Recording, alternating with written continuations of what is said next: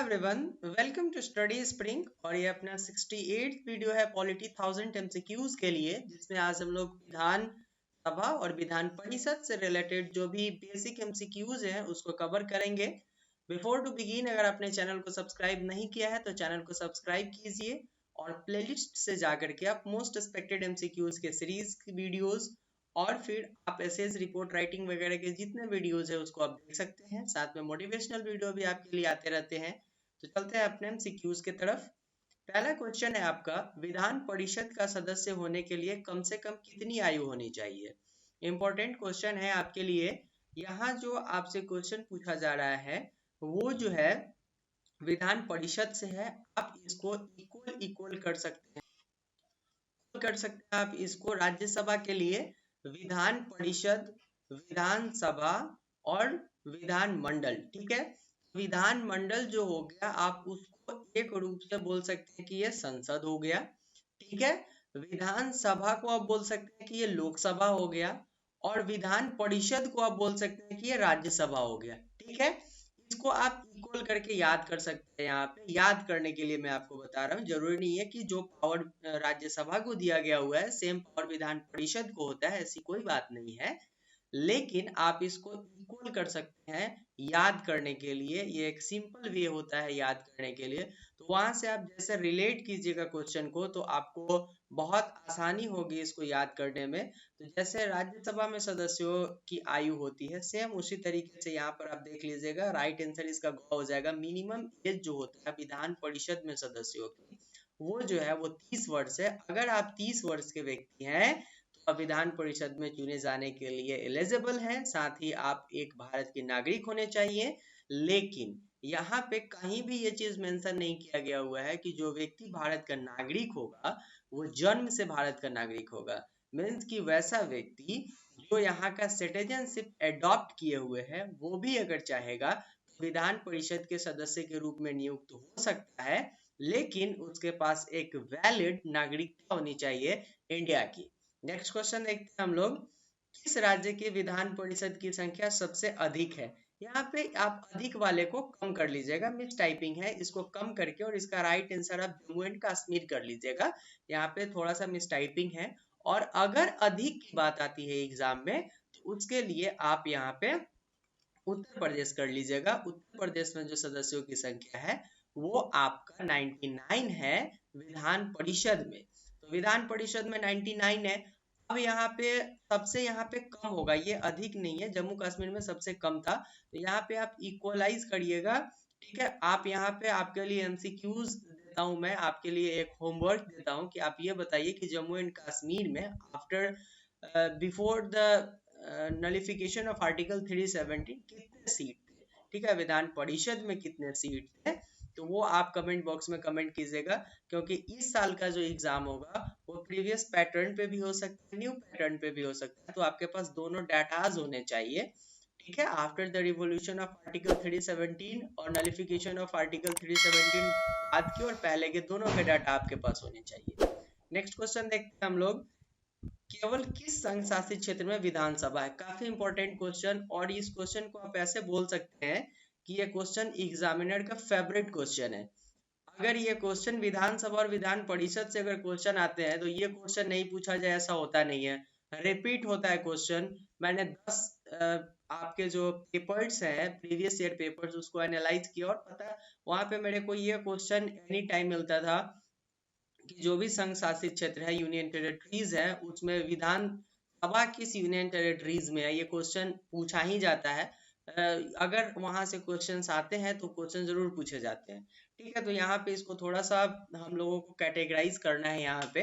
तो जो संघ शासित क्षेत्र केवल दो ही है जिसमें विधानसभा है। ठीक है, तो ये दो जो हमारे यूनियन टेरिटरीज है वो कौन कौन से इसको फाइंड आउट करना है। तो इसका पहला ऑप्शन जो है वो दिल्ली है, दूसरा आंसर आपका पुदुचेरी है। ठीक है, कहीं कहीं पे पुदुचेरी लिखा होता है, कहीं पे पांडुचेरी लिखा होता है, कहीं पे पांडिचेरी लिखा होता है। नेम में कंफ्यूजन है, कोई दिक्कत नहीं है, आपको नाम कभी भी वहां पे एक ही दिए जाएंगे, एक ही नेम मेंशन किए होंगे। तो आपको दिक्कत करने को वहां टेंशन लेने की कोई बात नहीं है, एक नेम है, आप फाइंड आउट कर नाम का प्रोनाउंसिएशन सारी जगह पे अलग अलग होता है, ये कोई बहुत बड़ी बात नहीं है। तो इसका राइट आंसर आपका दिल्ली और पुदुचेरी होगा। ऑप्शन नंबर ग क्वालिफाई करता है 1 और 3 के लिए, राइट आंसर इसका ग हो जाएगा। नेक्स्ट क्वेश्चन देखते हैं हम लोग। विधानसभा के सदस्यों की न्यूनतम संख्या 40 होनी चाहिए और कितने से अधिक नहीं होनी चाहिए, means the minimum number of Vidhan Sabha yes ये 60 होने चाहिए, लेकिन मैक्सिमम कितने होने चाहिए, मीन्स उससे ज्यादा नहीं हो। ठीक है, तो कम से कम तो 60 होने चाहिए। विधान परिषद के लिए हमने 40 देख लिया था, लेकिन यहाँ पे देखना है हमें कि यहाँ पे तो मिनिमम नंबर आपका 60 दे दिया हुआ, मैक्सिमम कितना जाएगा, मीन्स कि उससे ज्यादा नहीं हो। तो इसका राइट आंसर आपका ग हो जाएगा 500। 500 से ज्यादा नहीं होने चाहिए विधानसभा में सदस्यों की संख्या। नेक्स्ट क्वेश्चन देखते हैं। क्या विधानसभा के अनुसार किसी विधेयक के संबंध में गतिरोध उत्पन्न होने पर विधानमंडल के दोनों सदनों की संयुक्त बैठक बुलाई जा सकती है? इसका राइट आंसर आपका ए हो जाएगा। ज्वाइंट पार्लियामेंट कमिटीज के बारे में हम लोगों ने संसद वाले चैप्टर में बहुत क्लियर पढ़ लिया था।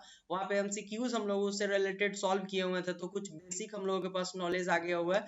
नेक्स्ट टाइम में हम लोग यहाँ पे देखेंगे, जब भी हम लोगों को चैप्टर वाइज सॉल्व करेंगे तो वहां पे क्लियर हो जाएगा हम लोगों का हम लोगों को कितना वहां पे फैक्ट्स आने वाले हैं। तो चैप्टर वाइज में हम लोग उसको देखेंगे।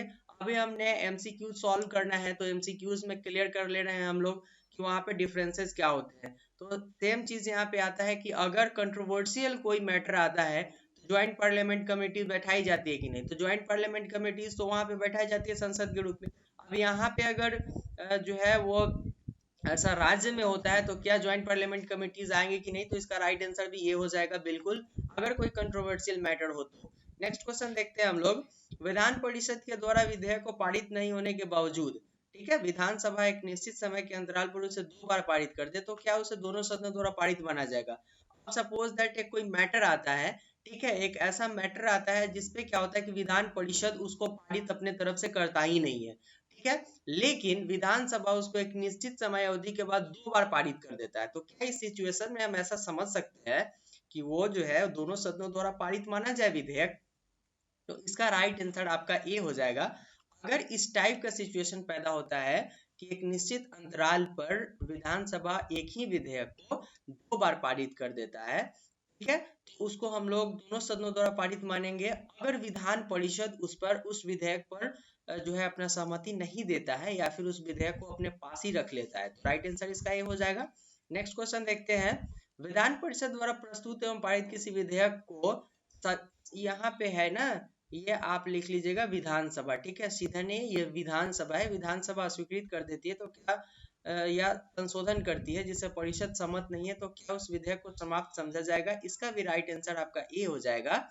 अगर विधान परिषद कोई विधेयक प्रस्तुत करता है या पारित करता है, ठीक है, लेकिन विधान सभा जो है वो उसको अस्वीकृत या संशोधन करती है, ठीक है, लेकिन परिषद उससे जो है वो सहमत नहीं होती है, तो उस सिचुएशन में क्या होगा कि उस विधेयक को समाप्त समझा जाएगा। इसका राइट आंसर ए हो जाएगा।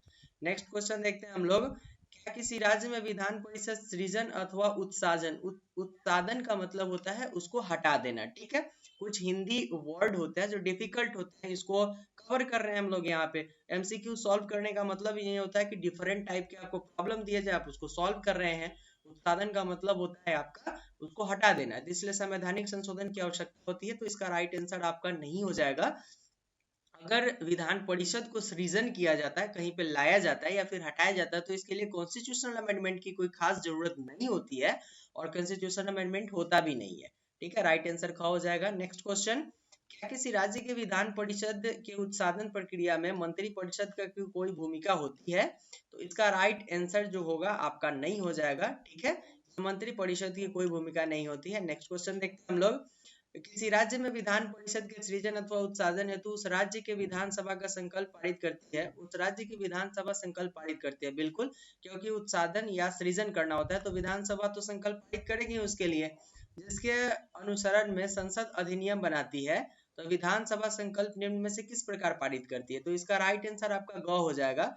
कुल सदस्य के बहुमत और उपस्थित मतदान करने वाले सदस्यों की 2/3 बहुमत से, मींस स्पेशल मेजोरिटी इसको बोला जाएगा, यहाँ से पास किया जाता है, ठीक है, उसके बाद जो है यहाँ से या तो उसको हटा दिया जाएगा किसी राज्य से या फिर उस राज्य में उसको मिला लिया जाएगा, ठीक है, ये इसके द्वारा अनुमोदन किया जाता है, फिर संसद उस पर लॉ बना देती है।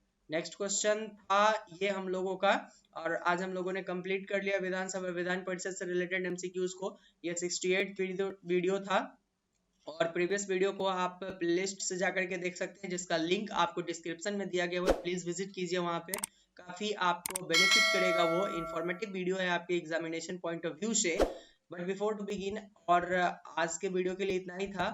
अगर आपने चैनल को सब्सक्राइब नहीं किया है तो चैनल को सब्सक्राइब कीजिए, वीडियोस को जितना हो सके अपने फ्रेंड्स के साथ शेयर कीजिए, क्योंकि आपके सपोर्ट की भी जरूरत है हमें।